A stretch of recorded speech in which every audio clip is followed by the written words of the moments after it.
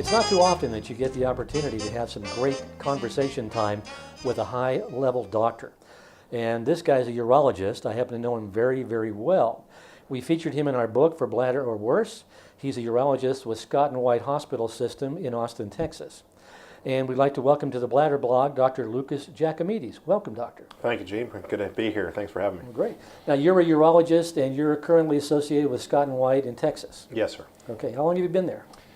Coming up on 7 years. Wow. So you've seen it all pretty much in the area of urology, right? It's been great just to see the whole way the Austin metropolitan area has changed so much in the last 7 years as well. So it's been a good experience. So do you believe that smoking is still a major cause of bladder cancer? Absolutely. I think we said that rarely do I actually encounter a non-smoking patient who got bladder cancer. It is actually a higher relative risk than lung cancer. Even though lung cancer is a more common and much more morbid malignancy to get, you will see a lot more unfortunate people who get lung cancer that never smoked in their life. However, with bladder cancer, it is almost a certainty, or you just happen to be on the older side. So there are exceptions. Certainly, I just saw one recently that never smoked, and it may be an environmental issue. But certainly, that's the highest risk, at least a ninefold, I would say, relative increased risk. I know age is a factor, and we typically think that bladder cancer is an older disease, but I assume that you see younger people as well. And so what's kind of the age range, and what's the possibilities of anybody getting bladder cancer? I have seen a bladder cancer patient, muscle invasive, in my life at 23 years of age. And that really is an eye-opener when you think about it, because there's no reason for that person, even if they smoked when they were 3, that they should develop bladder cancer. So that's just bad genes and bad luck.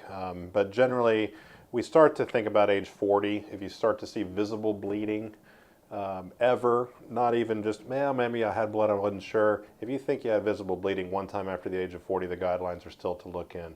Or if you see it on the microscope more than once. So that's the guidelines right now. And certainly older, 60s, 70s, that's when we start to see a vast majority of these malignancies overall. So what do you think about marijuana smoking contributing to bladder cancer? Same or worse than tobacco?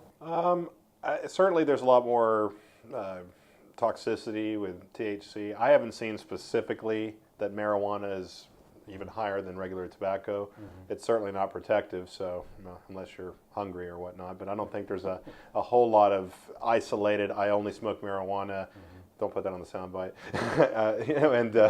And I don't smoke tobacco, and therefore, their patients would get a higher rate of malignancy. Right. But generally, I would say it can't be good for you, to answer your question.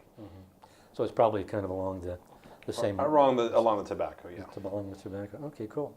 So how do you see bladder cancer's impact compared to all of the other diseases you can get? Maybe as far as its impact on you and the longevity, the recurrence issue? Well, it's certainly a life changer. A patient I saw last week, and they're asking me, is he going to die? And I'm thinking, well, of course, number one, we're all going to die. But number two, if we don't do anything about this tumor, which is muscle invasive in his case, then yes, he'll be dead in 2 years.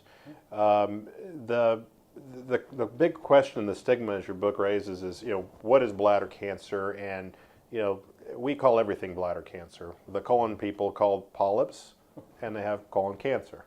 So polyps sounds a lot nicer than cancer, obviously, but polyps have every bit of a chance to be malignant. That's why they look back in, within 3 to 5 years after a diagnosis, whereas we call everything bladder cancer. And then the question is, how bad a cancer? So the two big things are how ugly it looks in a microscope, or the grade of tumor, and then how deep is the tumor. We want a tumor, if it's going to be there, to be into the bladder lumen, or the opening of the bladder, but you don't want it to go deep. You don't want this to be an iceberg. You want this thing to be superficial, not deep. But if it's into the muscle, that's a big cancer. A high-grade tumor, that's a big cancer. But overall, yeah, among all the cancers to get, this is not one you want to have unless it's one of these low-grade non-invasive tumors, which is annoying because it tends to recur as you raise, and you have to deal with the whole, oh gosh, it's back again, what do I do now? But generally not as a killer. The recurrence rate to me is a big issue here. Right. Because as you say, with the other ones, maybe you can cut it out and maybe you're okay, but with this one, it just seems to keep coming back. Is that typically the case? It is, and it's really, again, analogous to the polyps again, that polyps tend to come back in people who got them once. And so But nobody likes to see a recurrence. They think they've done something wrong. They just didn't eat the right foods. They didn't smoke. They quit smoking, or in some cases they never quit smoking, and then they can blame themselves for that.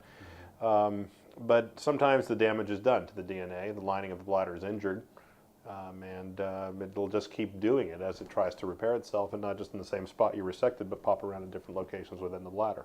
But it's hard to take. You raised that point in your book very well, that this is, it's a hard feeling to go through this, not only cystoscopy, but actually be told, yep, time to go back in for more. Yeah. So from your experience, what is the typical solution for a person who may be initially diagnosed with non-invasive bladder cancer? Well, if it's non-invasive, one spot, then I usually say, good job, we got it, but we do look back in. Because the majority of those will not come back right away. It's the T1 grade 2s, the T1 being lamina propria or first stage invasion that tend to recur, and also the intermediate grade.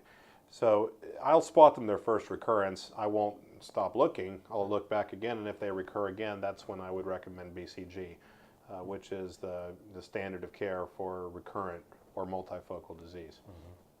Well, if the cancer progresses to where it's more serious and a bladder is needed to be removed, what all is involved in that? What kind of procedures?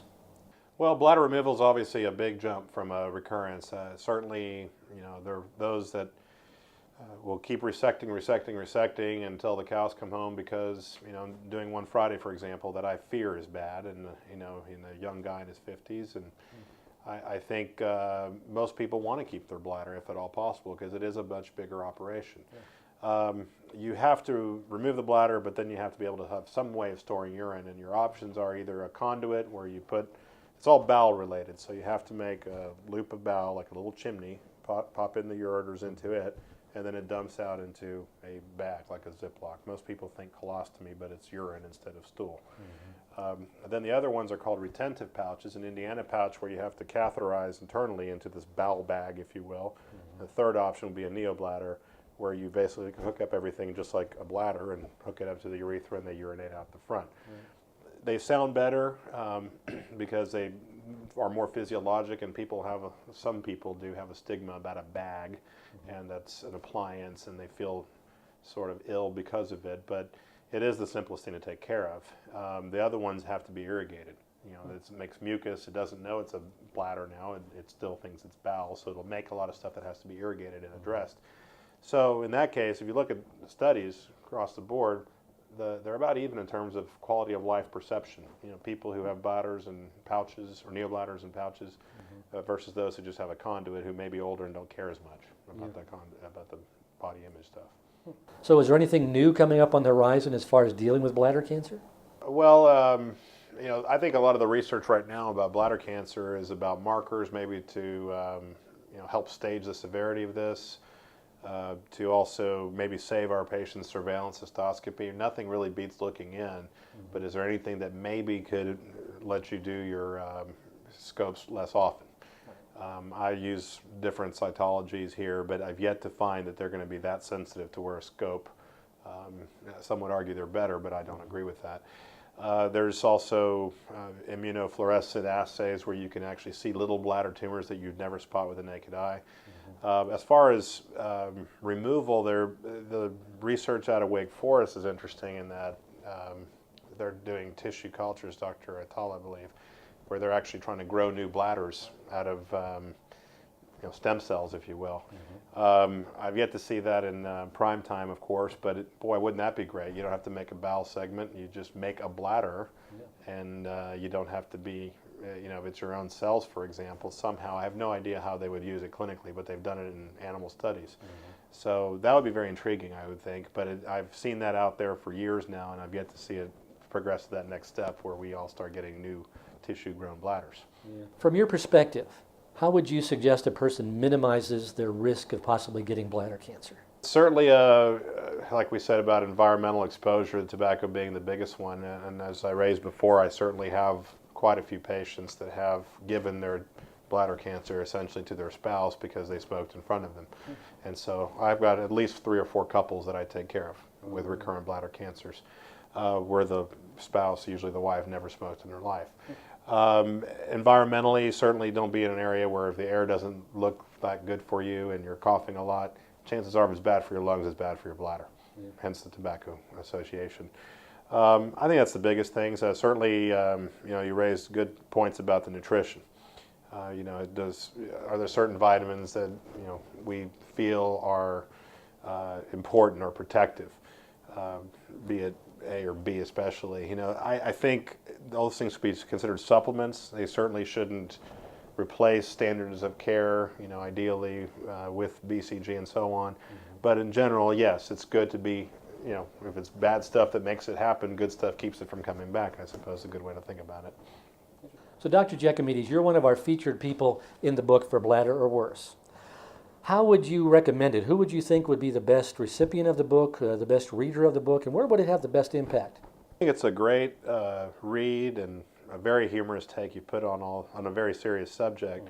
I think anybody who gets diagnosed with this, it's almost a must read.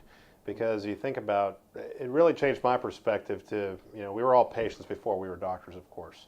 But most of us haven't been on that table. Well, I've been on that table, but that's beside the point. But most of us don't get that perspective of, oh gosh, we're really doing this, and the look of terror. And I scope at least 5 or 6 people a day, probably on an average weekday, I would say. Maybe not that many, but 4 or 5 at least. And I have to tell them, look, here's what you can expect. It's going to be very quick. And I'm in and out of there in less than 5 minutes in just about every case. But the terror of looking at this gigantic scope that just looks like you're about to put an entire, garden hose up me, I think that's something that reading about it might placate your fears. I think unfortunately a lot of the angle I take is that if patients are terrorized but just not enough to come back, where they come back and they do it, and if they fear the worst, they'll get the best. So where it wasn't so bad, I thought it was going to be horrible, and then they relax. But I think there's something to not be nervous, and certainly you don't want to clamp down. And most people, as you'd assume, that it does get better with the 10th scope, perhaps, rather than the first one. And so maybe getting that first one out of your mind and say, okay, I'm not going to fear this. I'm going to get through this. I'm not going to cancel my appointment because I don't want to know, these kind of things. So I think for those new diagnoses, it's critical. And that's probably a good read for most urologists. Why not? We really appreciate you taking the time to talk to us. I think this is extremely beneficial. Thank you very much, Dr. Jacomides, for your time. Thank you. Appreciate it. Good luck.